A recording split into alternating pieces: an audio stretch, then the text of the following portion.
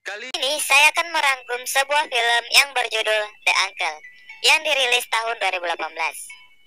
Film ini menceritakan tentang seorang wanita muda berusia 19 tahun yang menderita kelumpuhan akibat trauma di masa lalunya. Ia berniat membalas dendam kematian ibunya di masa lalu. Tanpa banyak spoiler di awal, langsung saja.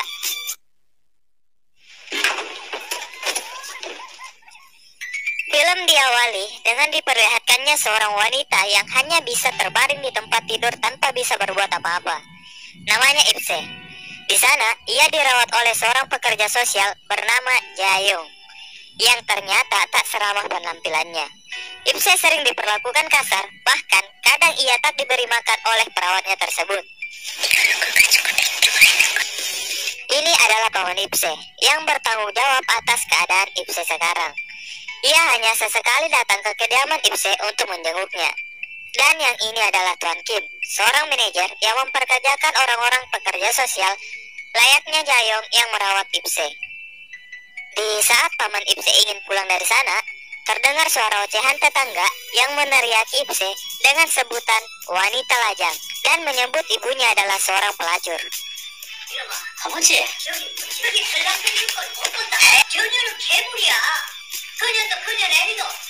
Hal tersebut disebabkan karena anak-anak remaja mereka yang sering datang ke kamar Ipse melalui jendela untuk menggoda Ipse yang tak bisa berbuat apa-apa.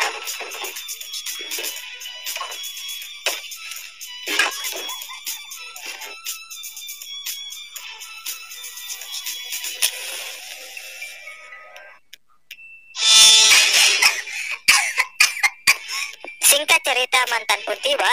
Di suatu pagi, Ipse terkejut dengan adanya seorang laki-laki yang tidur bersamanya. Dan faktanya, ternyata laki-laki tersebut adalah paman Ipse yang baru saja keluar dari penjara atas tuduhan pembunuhan dan pemerkosaan. Paman Ipse yang ternyata tidak bisa berbicara ini datang ke tempat Ipse dengan tujuan untuk merawat Ipse.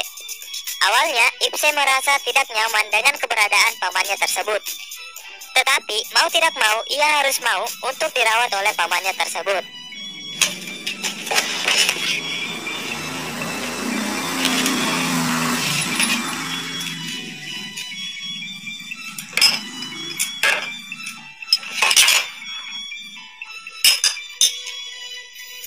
Di suatu malam, terlihat seorang anak remaja yang masuk ke kamar Ipse melalui jendela yang berniat untuk melakukan sesuatu kepada Ipse. Paman Ipse yang berada di sana seketika menghajar anak remaja tersebut dengan sebuah gitar yang menyebabkan si anak remaja tersebut harus tewas di saat itu juga.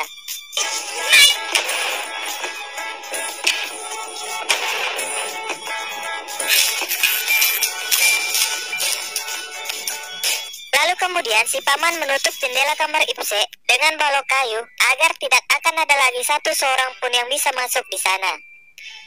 Singkat cerita, di malam itu Ipse merasa terganggu dengan ulah si paman yang ternyata ia sedang asik menonton film dewasa dengan volume yang keras. Kegiatan menonton film dewasa adalah hobi tersendiri dari si paman. Karena merasa terganggu, Ipse pun mematikan tontonan si paman dengan susah payah. Hari-hari pun terus berganti.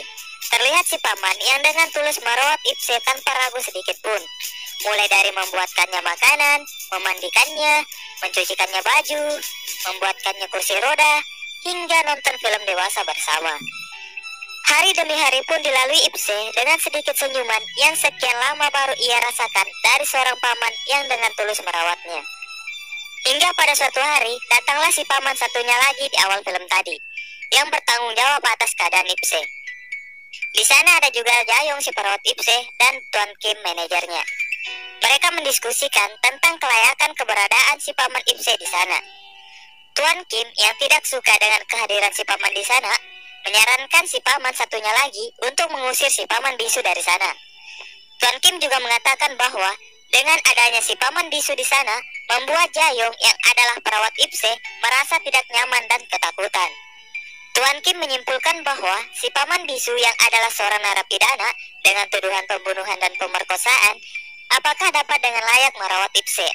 Tetapi si paman satunya mengatakan bahwa yang dapat menentukan keberadaan si paman bisu di sana hanyalah Ipse sendiri.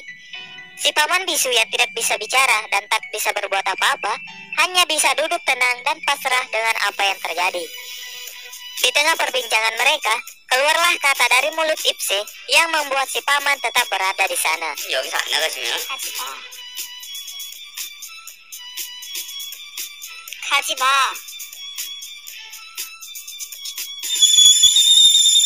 Singkat cerita, mantan pun tiba. Di suatu malam, terlihat seorang pria kacamata yang datang menghampiri si paman bisu di sana. Kedatangan si pria tersebut di sana hanya untuk menceritakan masa lalu kelam dari si paman yang baru saja lolos dari penjara atas tuduhan pembunuhan dan pemerkosaan.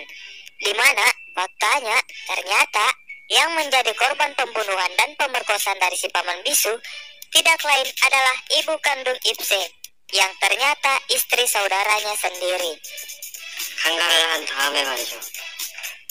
평소 목을 졸라 살해하시던데. Keesokan harinya, si paman pun mengatakan yang sebenarnya kepada Ipse dengan bahasa tubuh bahwa ialah yang telah membunuh dan memperkosa ibu kandungnya sendiri. Mengetahui fakta tersebut, sontak membuat Ipse merasa sangat terpukul. Si paman pun memutuskan untuk pergi dari sana.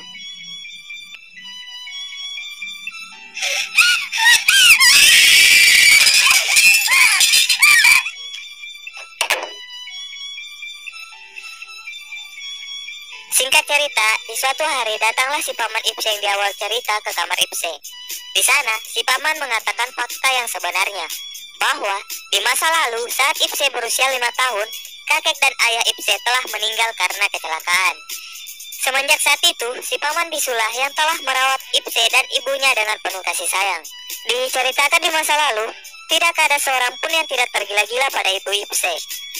Semua orang berlomba-lomba untuk memiliki ibunya tersebut, hingga beredar sebuah rumor bahwa si paman bisu telah mencintai ibunya. Bersama dengan rumor tersebut, si paman bisu pun memutuskan untuk pergi dari sana, meninggalkan Ipse dan ibunya. Setelah si paman bisu menghilang, semua orang di sana yang merasa telah kehilangan kesempatan untuk memiliki ibu kandung Ipse karena menganggap si paman bisu telah menikahinya, akhirnya menyebarluaskan rumor bahwa si paman bisu telah melarikan diri, sehingga membuat si paman bisu masuk penjara. Dan faktanya, yang menyebarluaskan rumor tersebut adalah si paman Ipse yang ini, yang ternyata juga mencintai ibu Ipse. Karena ibu Ipse telah meninggal dunia, si paman pun mengungkapkan rasa cintanya kepada Ipse dan berniat untuk melakukan adegan senam ranjang dengannya. Di saat si paman telah membuka celananya, tiba-tiba datanglah si paman bisu di sana, dan terjadilah pertarungan smackdown di antara mereka. 주아니, 이따 간섭해. 편한 게 하나도 없구나.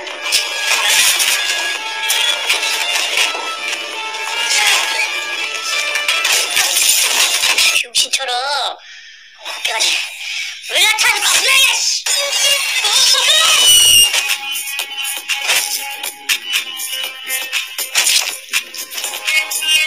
Dan akhirnya, si paman otak mesum pun harus tewas di tangan si paman bisu di saat itu juga. Setelah mengetahui semua fakta di masa lalu, Ipse pun merasa bahwa dirinya tak sanggup lagi hidup di dunia dan berniat untuk mengakhiri hidupnya. Tetapi niat Ipse tersebut berhasil digagalkan oleh si paman bisu yang berada di sana.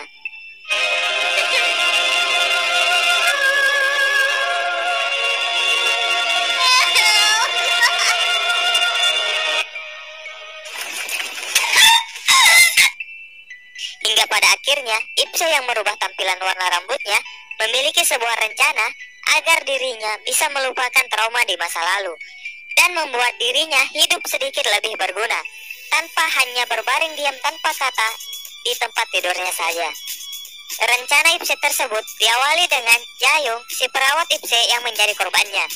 Si perawat yang dulu sering bertindak kasar kepada Ipse, kini ia harus mempertanggungjawabkan tindakannya tersebut. Si perawat harus rela dirinya diperlakukan seperti budak oleh Ipse dan pamannya. Mulai dari dirinya disiram air panas, wajahnya dilukis, hingga ia harus menerima dirinya dirantai seperti hewan peliharaan. Hingga di suatu hari, si manajer Jayung datang berkunjung ke kamar Ipse. Si manajer yang terkejut melihat penampilan Ipse yang terbuka, mengira bahwa Ipse sengaja melakukannya untuk mengajaknya melakukan adegan senam ranjang dengannya. Tetapi faktanya, ternyata itu adalah pancingan Ipse dan si paman bisu untuk menjebak si manajer. Si manajer pun menjadi tahanan Ipse dan si paman bisu. Sana, Ipse memerintahkan Jayong untuk memakan burung puyuh si manajer. Awalnya, Jayong menolak untuk melakukannya. Tetapi, si paman bisu mengancam akan memanen kebun jagung miliknya jika ia tidak menuruti perintah Ipse. Karena tidak tahan dengan ancaman, si Jayong pun melakukan apa yang diperintahkan Ipse untuk memakan burung puyuh si manajer tersebut.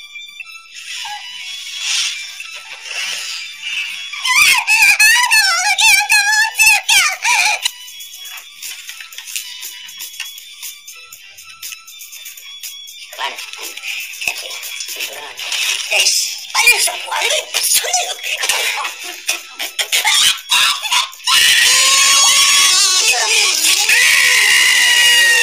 Dan akhirnya, burung puyuh si manajer kini dapat bebas terbang di udara bersamaan dengan tewasnya si manajer tersebut.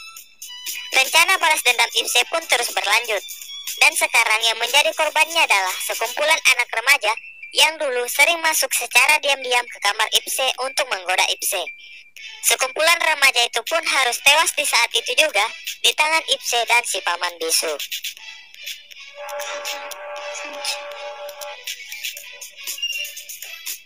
Oke, terima.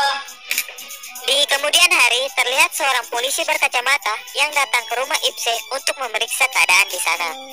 Si polisi tersebut tidak lain adalah pria kacamata yang sebelumnya pernah bertemu dengan si paman bisu.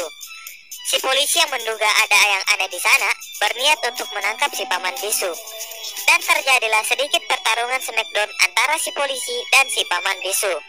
Yang akhirnya si paman bisulah yang menjadi pemenangnya.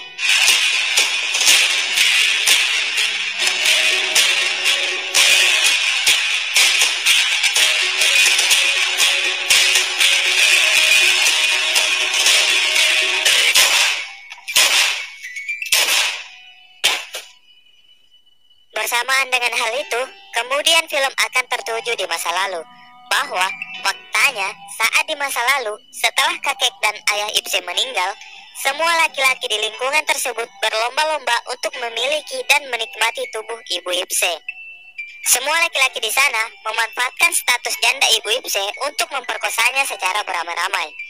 Si paman bisu yang dulu menggantikan tugas ayah Ipse untuk menjaga dan merawat Ipse dan ibunya, dengan terpaksa harus membunuh ibu Ipse karena tidak sanggup lagi melihat penderitaan ibu Ipse karena dijadikan sebagai bahan pemuas nafsu semua laki-laki di lingkungan tersebut. Karena hal itu, si paman bisu harus mendapat tusukan di bagian tenggorokannya dari sekumpulan laki-laki yang mencoba memperkosa ibu Ipse. Hal itulah yang menyebabkan si paman bisu tidak bisa berbicara sampai sekarang. Dan sal yang selalu ia gunakan bertujuan untuk menutupi luka di bagian tenggorokannya. Si paman bisu pun memutuskan untuk mengakhiri penderitaannya dengan menusuk lehernya sendiri dengan sebuah pisau di tangannya. Sebelum kepergiannya, si paman bisu sempat mengucapkan kata terakhirnya kepada Ipse yang berkata ia harus berdiri.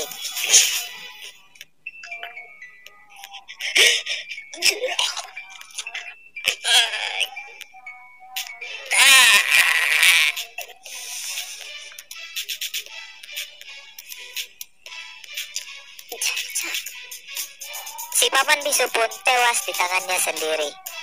Film pun ditutup dengan diperlihatkannya Ipse yang sekarang sudah bisa berdiri dan akhirnya ia dapat menghirup udara segar di luaran sana. Film pun tamat.